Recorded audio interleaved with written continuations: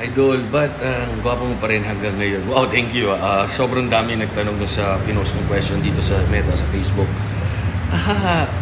Ano lang, sa maging mabuti tayong tao, pakikisama natin sa pamilya, sa kaibigan, sa lahat ng makahalubilo natin, iwas tayo sa stress, cortisol, negativity.